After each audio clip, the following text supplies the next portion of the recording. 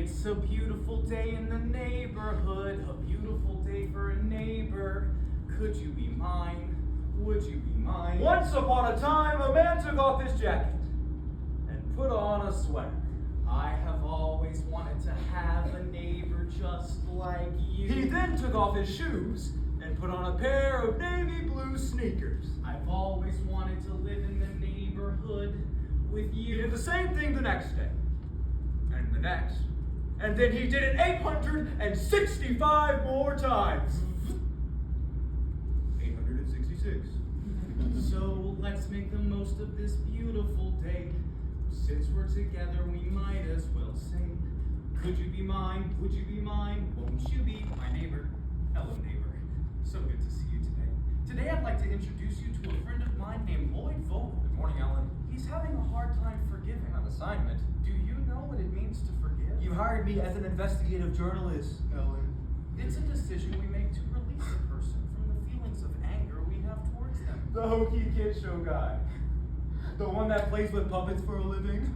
Let's go talk to my friend Lloyd, shall we? Wait. You actually want me to go and interview Mr. Rogers?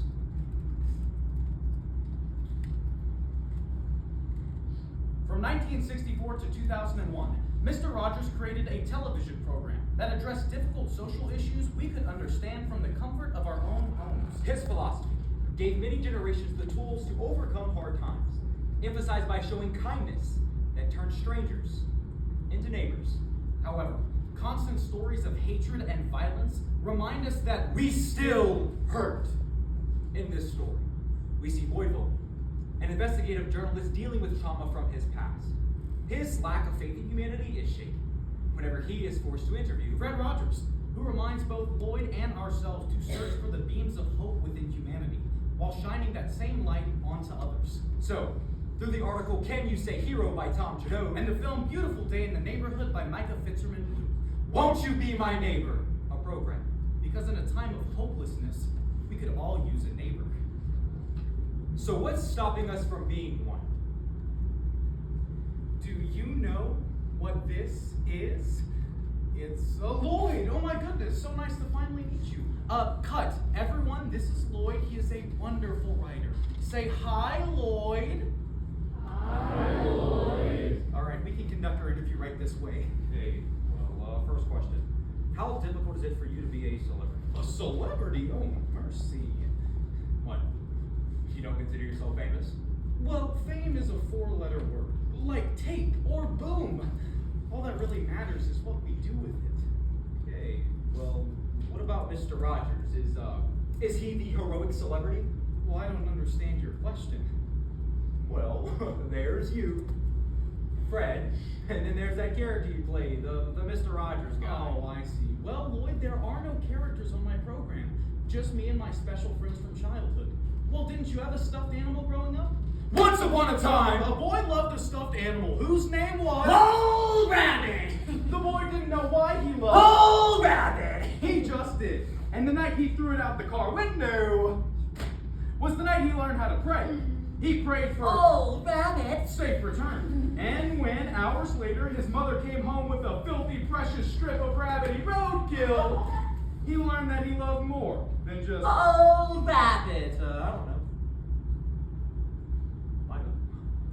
But look, going back to the interview, you've grown up in Pittsburgh your whole life, right? Well, we've lived here for quite some time, and we raised our boys here. I can't imagine it was easy to grow up with you as a father. Well, until recently, my eldest never told people about me. And my younger son, he genuinely tested me. But you're right, Lloyd, it couldn't have been easy on them. So thank you. Thank you for that perspective. No problem. But look, the Well, next could question you we have- tell me more about your special friend from your childhood? I had like a rabbit or something. Well, who gave you this stuffed rabbit? My mom did. She must love you very much. She did. You know, it's actually the last thing she told me whenever she was in the hospital. Well, I'm sure she's proud of you. This is ridiculous. Well, where are you going? I am leaving. Oh, mercy. Once upon a time, A boy didn't didn't like himself very much. It was not his fault. When he was young, people made him think he was a very bad boy, because only a bad boy would live with what he lived with.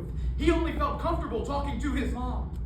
He told her that he didn't want to live anymore, and she would listen to him and comfort the boy until her love and comfort became nothing but a memory.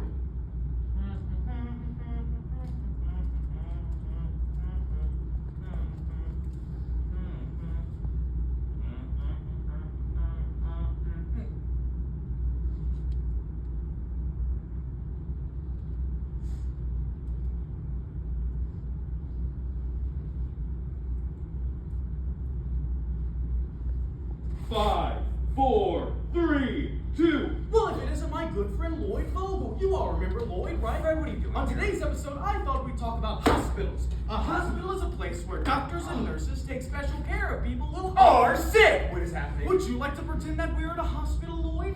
What? It's good to talk. It's good to say the things we feel. What is happening to me? It's good to talk. We are much more real without the luck. It's good to talk. Try it, Lloyd. Try saying I'm sad.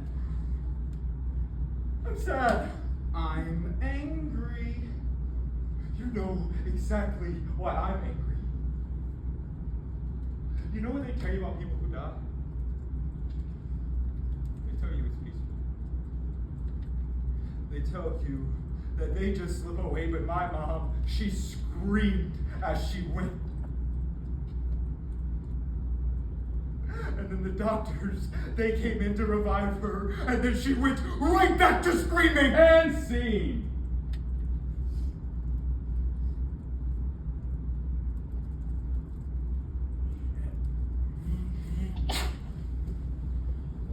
Well, good morning, Lloyd.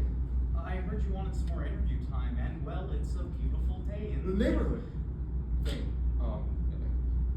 Look, Fred, I am genuinely sorry about what happened the other day, and I know you're busy, Well, but do you know what the most important thing in the world is to me right now?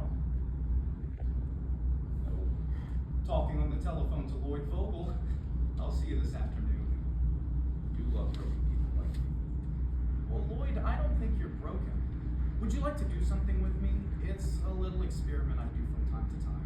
We'll just take a moment and think of all the people who loved us into being. Fred, that's I too know much. it sounds silly, but just a moment of silence. Let's begin. You know, my mother used to say to look for the helpers. There will always be helpers, even just on the sidelines. I walk down the street and someone will come up to me and say, "You're Mr. Rogers, aren't you?" And they'll talk to me about growing up in the neighborhood and how they're passing important lessons on to their children. Now look, I know how difficult it is to look with hope and confidence on the days, months, and years ahead. But I want you to know that I am so proud of you. I'm proud that you're passing these important lessons on that will bring hope and healing to many, many different neighborhoods. Thank you for doing that with me, Lloyd. Thank you, Fred. Welcome back, neighbor. I hope you know you've made today special just by being you. It's such a good feeling to know you're alive. It's such a happy feeling you're growing inside. Once upon a time, a man named Fred Rogers decided that he wanted to live in heaven. And when you wake up ready to say, Now, heaven is the place where good people go. I think I'll make it a snappy new day. But you see, this man, Fred Rogers, didn't want to go to heaven. And tomorrow I'll have more ideas for you. He wanted to live there. And you'll have things you want to talk about. You see, once upon a time, I lost something. Pray to get it back. I will too. Be back next time, neighbor. Bye-bye. It was Mr. Rogers who taught me that heaven